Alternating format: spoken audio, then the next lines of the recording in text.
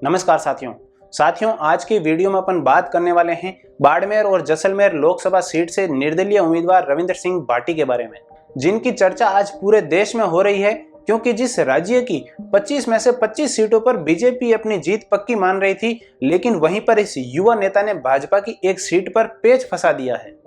राजस्थान की राजनीति में यूं तो कई ऐसे चेहरे हुए हैं जिन्होंने लोकतंत्र में अपना लोहा मनवाया है, लेकिन एक ऐसा युवा नेता जिसने युवा साथियों के दम पर राजस्थान विधानसभा चुनाव में ताल ठोकी और विधायक का चुनाव जीत लिया।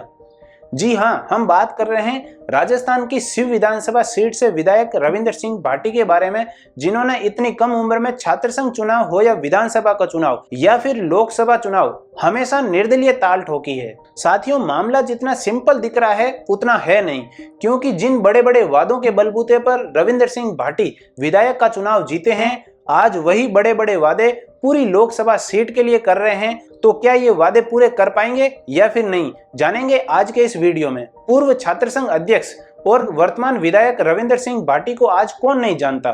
खासकर विधानसभा चुनाव में एक ऐतिहासिक जीत के बाद वह काफी चर्चा में आए थे। ऐसे में हर एक युवा के मन में उनके बारे में जानने की इच्छा है।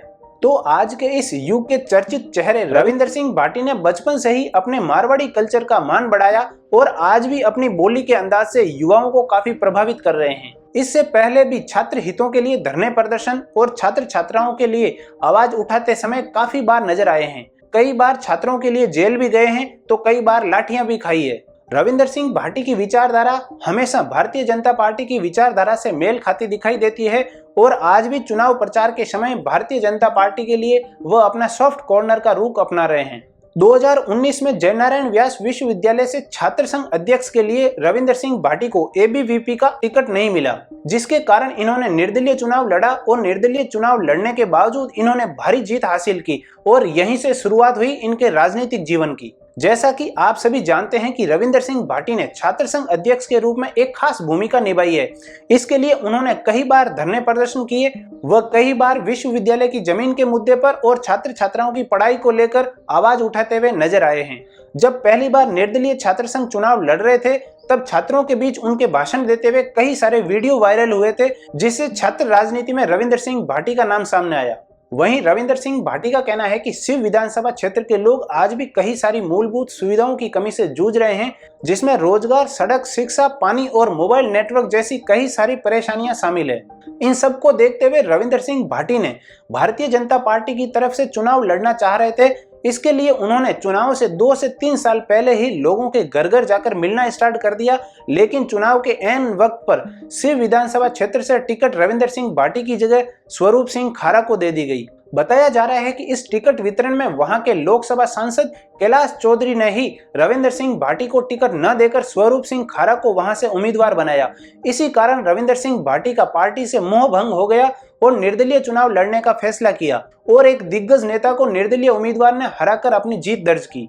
वहीं रविंद्र सिंह भाटी के क्रेज को लेकर सियासत में गजब चर्चाएं हो रही है। भाटी के इलेक्शन नामांकन के दिन बाड़मेर में इकट्ठा हुई भीड़ ने बीजेपी की टेंशन बढ़ा दी है, जिससे ये सीट राजस्थान की 25 सीटों में से एक हॉट सीट बन गई है।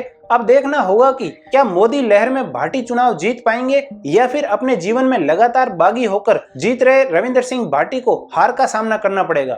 वहीं पर कुछ लोगों का कहना है कि रविंद्र सिंह भाटी अत्यधिक महत्वाकांक्षी हो गए हैं, क्योंकि उन्होंने शिव विधानसभा क्षेत्र में लोगों से किए गए वादे को पूरे करने की बजाय अपनी महत्वाकांक्षाओं को पूरी करने के लिए एक विधानसभा को छोड़कर पूरे लोकसभा क्षेत्र में डेवलपमेंट की बातें करने लग गए हैं। तो क्या रविंद्र सिंह भाटी निर्दलीय रहकर अपनी विधानसभा या फिर लोकसभा का विकास अच्छे से करवा पाएंगे? क्योंकि अभी वर्तमान में राजस्थान में विधायक निधि का फंड ईयरली 5 करोड़ रुपए है और साथ ही एक लोकसभा क्षेत्र के लिए सांसद निधि का बजट भी ईयरली 5 करोड़ का ही है। तो क्या रविंद्र सिंह भाटी के लिए हमेशा निर्दलीय रहकर अपने क्षेत्र का विकास करवाना फायदेमंद रहेगा या नहीं? क्योंकि अगर रविंद्र सिंह भाटी की वजह से बीजेपी चुनाव हार जाती है, तो क्या भारतीय जनता पार्टी निर्दलीय भाटी का साथ देगी या फिर नहीं? और अगर सरकार ने साथ नहीं दिया तो पूरे साल मात्र 5 करोड़ रुपए में एक पूरी विधानसभा के लिए इतना सारा काम करवाना इम्पॉसिबल है, क्योंकि जितने वादे रविंद्र सिंह भाटी ने किए हैं और अगर वही भाटी लोकसभा इलेक्शन चुनाव जीत जाते हैं तो केंद्र सरकार ने साथ नहीं दिया तो क्या मात्र 5 करोड़ रुपए की सालाना सांसद निधि से बाड़मेर, जैसलमेर और बालोतरा इन 3 जिलों का विकास करवा पाना संभव हो पाएगा? ये तो आने वाला वक्त ही बता पाएगा। साथ ही कुछ लोगों का कहना है कि रविंद्र सिंह भाटी की विचारधारा एक राष्ट्रवादी विचारधारा यानी कि भारतीय जनता पार्टी की विचारधारा से मेल खाती है, इसलिए अगर रविंद्र सिंह भाटी लोकसभा इलेक्शन चुनाव जीत जाते हैं तो वह नरेंद्र मोदी को सपोर्ट जरूर करेंगे, जिससे हो सकता है कि रविंद्र सिंह भाटी का काम भी आसान हो जाए। हम उम्मीद करते हैं कि जो भी उम्मीदवार इस चुनाव में अपनी जीत दर्ज करे वह कम से कम आम जनता के लिए मूलभूत सुविधाओं की पूर्ति जरूर करे। तो आज के वीडियो में बस इतना ही। आप भी अपनी राय कमेंट बॉक्स में जरूर दें और अगर वीडियो अच्छा लगा हो तो लाइक कर दें और चैनल को सब्सक्राइब करना ना भूलें। बहुत बहुत धन्यवाद।